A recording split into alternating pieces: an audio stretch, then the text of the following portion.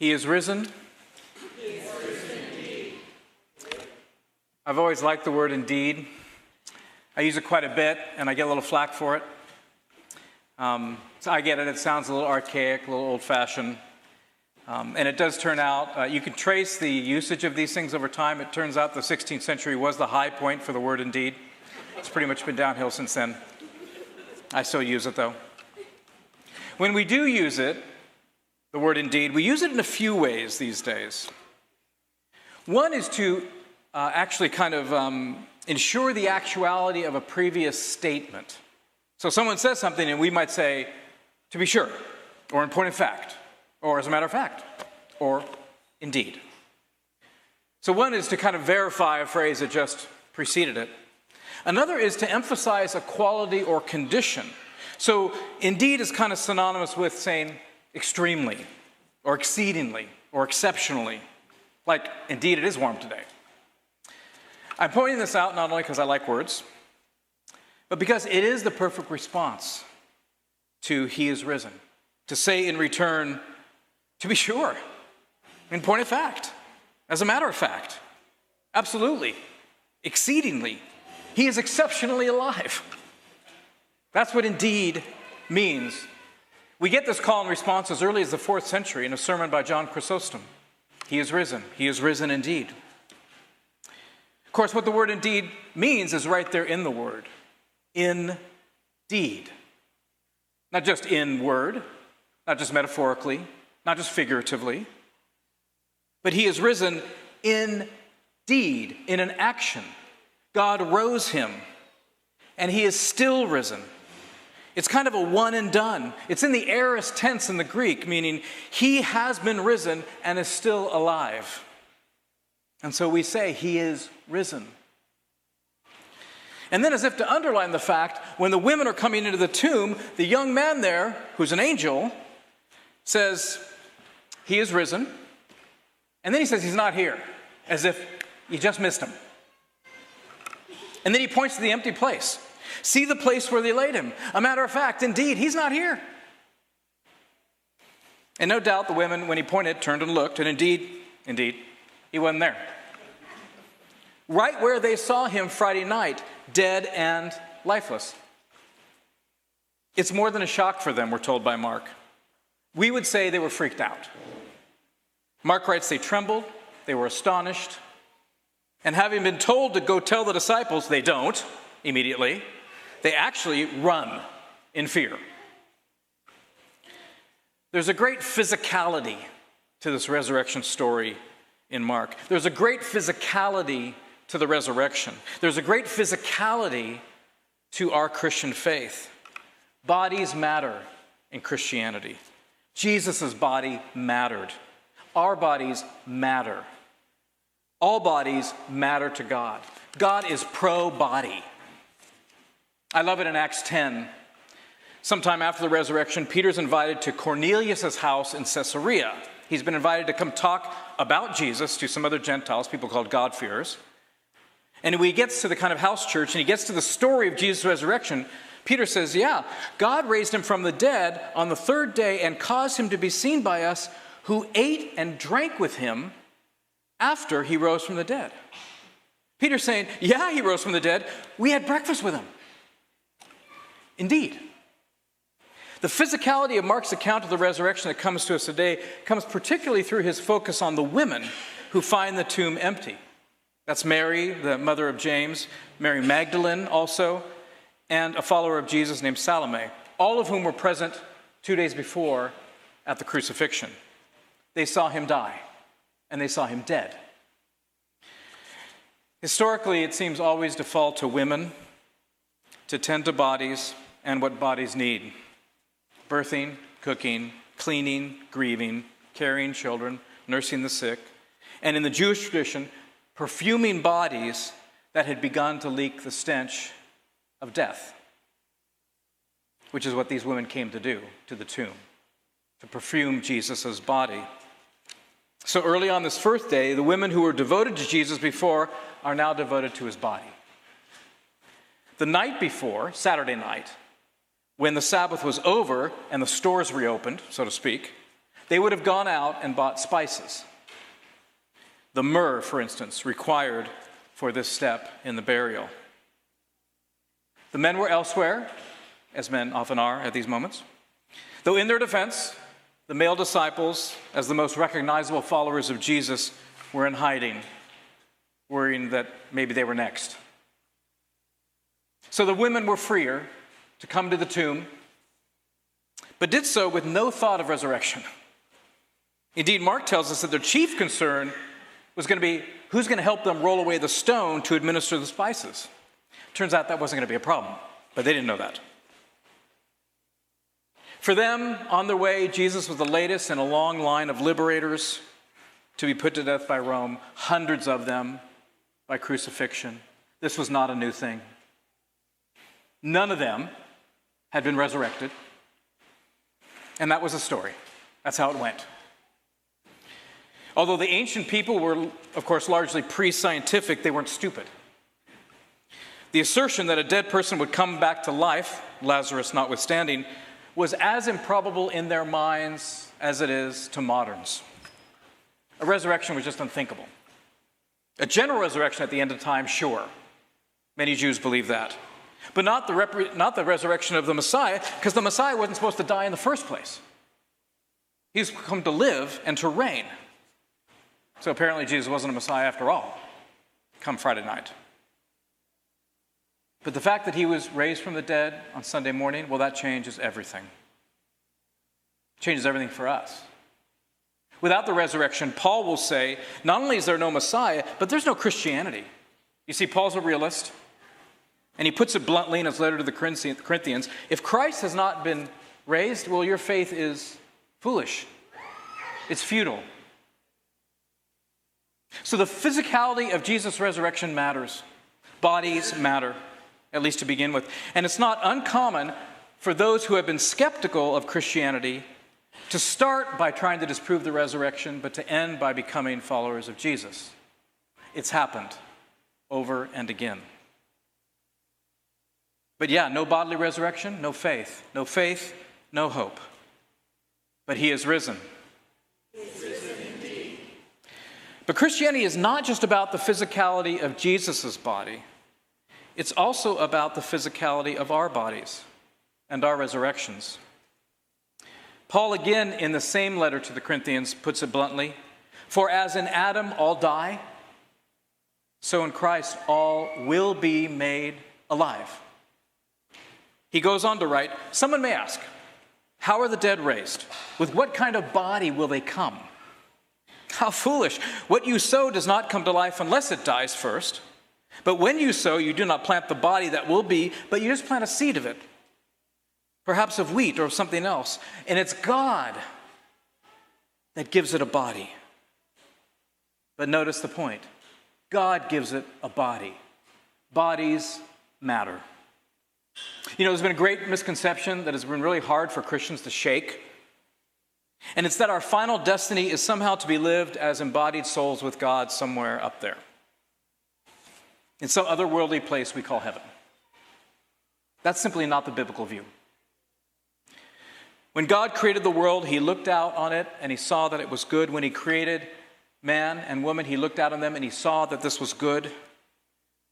We were created to be embodied people in an embodied world. That was what he intended, created, and that is what he will recreate. A new heaven and a new earth that will fully overlap. It can't be overstated. In the great resurrection, we will have bodies. And if that's hard to imagine in this day and age, it must be classed with the miracle of God's original creation from nothing at all, which may be equally hard to grasp, but it's an idea that is now widely considered plausible, even by those who don't identify as Christians. That some creator probably had to create all that is. Yes, for a while our souls will be with God awaiting resurrection, and that stage in the process is a bit of a mystery. But the God who looked at his embodied and in flesh creation and said that all this was good will follow through on that. Nothing can prevent him from restoring, as nothing prevented him from creating. As to what our bodies will be after our resurrection, well, not a lot of talk about that. But we may get hints from the appearance of Jesus' resurrected body in the Gospels. Now, the Gospel writers, because they weren't really expecting Jesus to be raised from the dead, didn't really have a vocabulary adequate to describe what they were seeing, having not seen it before. But it's clear from their descriptions of the resurrected body of Jesus that he wasn't just a ghost, or as Greek authors used to put it like Homer, a shade. He had a bodily form. He looked like Jesus. Now, there are a few who don't recognize him, but Mary initially is simply blinded by her tears at the tomb when she mistakes Jesus for the gardener.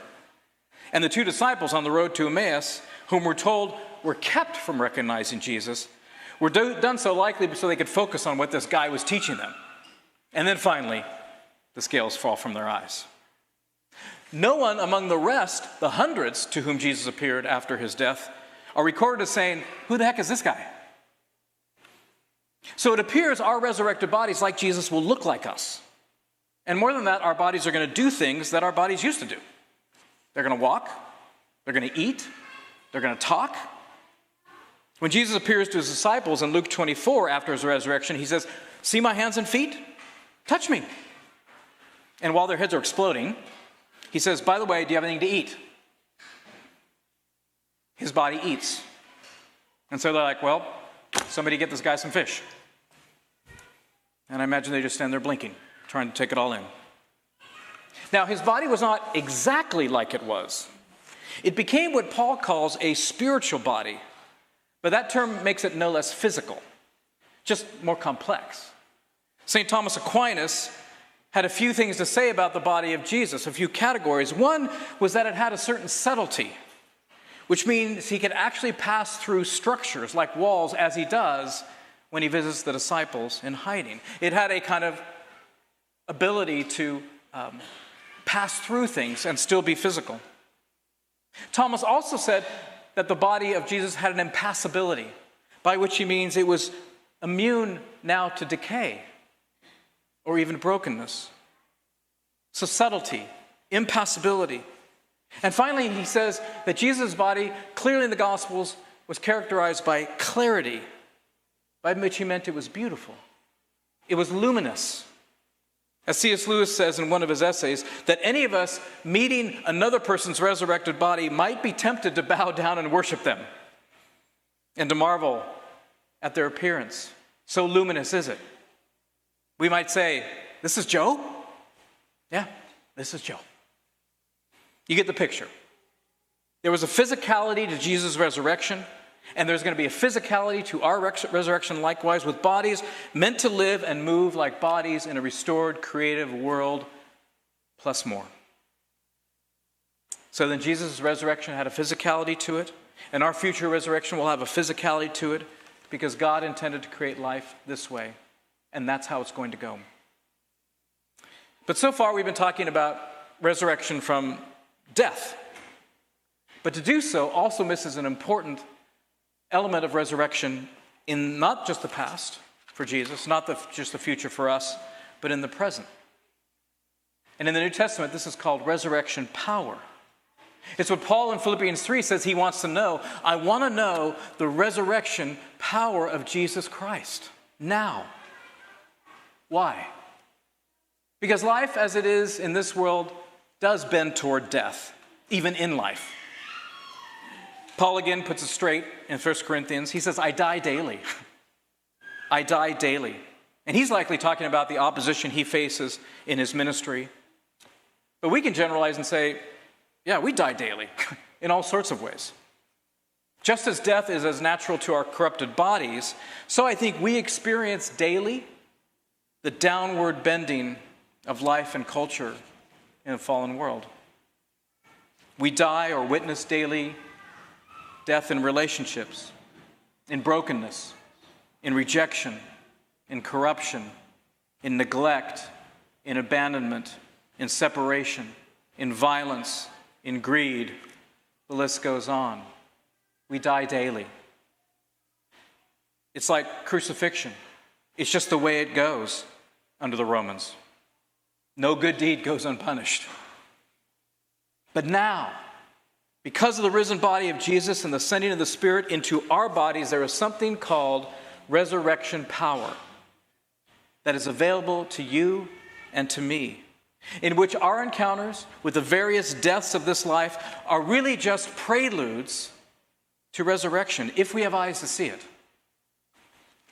Like baptism, we inevitably have to go down under the waters of life that overwhelm us. But also like baptism, we get to emerge out of the waters to a different way of life. The New Testament describes this resurrection power in various ways besides baptism. I happen to like Paul's very physical description of us as jars of clay, indwelt by the Spirit of Christ. This is what he says, 2 Corinthians 4. But we have this treasure in jars of clay to show that the all-surpassing power is from God and not from us. We are hard-pressed on every side, but not crushed, perplexed, but not in despair, persecuted, but not abandoned, struck down, but not destroyed. We always carry about in our body the death of Jesus so that the life of Jesus may be revealed in our body, he says. For we who are alive are always being given over to death for Jesus' sake, so that his life may be revealed where? In our mortal body. Bodies matter. What do we do now then with our bodies? Paul's invitations in Romans is this: therefore I urge you, brothers and sisters, in view of God's mercy, to offer your bodies as living sacrifice, holy and pleasing to God. That's what pleases God. To say, Lord, as you've done today, here I am. Here I am. Then he says you will be able to test and approve what God's will is, his good, pleasing, and perfect will. Perfect here means full grown, a body fully taking on the character of Jesus himself. And Jesus himself often shows us what that looks like, what a resurrection power looks like. For instance, when he comes across a woman caught in adultery, about to be stoned to death, and he rescues her from them and into a new way of life. Or when Jesus offers living water to a Samaritan woman, someone who has been either used by men or considered to be of no account to them, he offers life. We see it when Jesus heals the child of a father who works for the death-dealing Romans. That's resurrection power. And we see it when Jesus invites himself to Zacchaeus' house, who had suffered the death of rejection every day of his life. Jesus lived, died, and rose to give us resurrection power. And that's not just an ethic. It's not just to do the right thing, but by his Spirit to animate our bodies toward life. It's a little hard to describe resurrection power if you haven't experienced it. It does require some effort on the part of the body. I imagine it's a little like surfing. It does require some effort. It requires paddling hard in a direction, sometimes towards something or sometimes away from something. On our boards, we say, I will not go the way of death. I will not do what other people do in this circumstance. I will not say what other people say. I won't even see the kinds of things that other people see. I will look for a new way. And then as you turn and paddle, some force comes underneath you. And this is the wonderful part of surfing. A wave picks you up suddenly, and beyond even your own power, moves you in the direction you chose to go and carries you there almost miraculously. If that sounds like a little unrealistic outside surfing, I'll give you another example, one that I've given before. Corrie ten Boom's account of coming upon one of the former Nazi prison guards who enforced the culture of death at Ravensbrück prison camp that killed her family. On one particular evening after the war in Germany, Corrie was speaking on forgiveness, and a man came up to her after the talk. She instantly recognized him as one of the cruelest guards in the Ravensbrück concentration camp. He said, I'm a Christian now. and I have asked forgiveness for the cruelties I've done." The man continued saying that he had asked forgiveness from God, who had forgiven him, he was confident. And he'd been asking forgiveness from those victims that he had encountered since. And he said to Corey, "Once you were forgiven by God, will you forgive me?" The man was counting on the fact that Corey would paddle toward forgiveness. In that moment, Corey Ten Boom says, she didn't want to. She didn't want to forgive him. But she paddled. She physically reached out her arms to embrace him, she says, and it was like she felt God's love streaming through her outstretched arms toward the man. She said afterwards, "You never touch so the ocean of God's love." Got it? The ocean? "You never touch so the ocean of God's love as when you forgive your enemies." She might as well have said, "You never encountered the swell of God's love as when you offer yourself for resurrection power." That, as Paul says, is the life revealed in our mortal bodies. So today we celebrate resurrection. The resurrection of Jesus on that day, he being the first of our resurrections in the future, and the daily resurrections we can experience and offer to those who think crucifixion is just the way it goes. I invite you today, as Paul says in our Colossians passage, "Since we have been raised with Christ, let us put our minds on things above," by which he means that which comes from above, the resurrection power of the Spirit. Let's practice resurrection, for he is risen.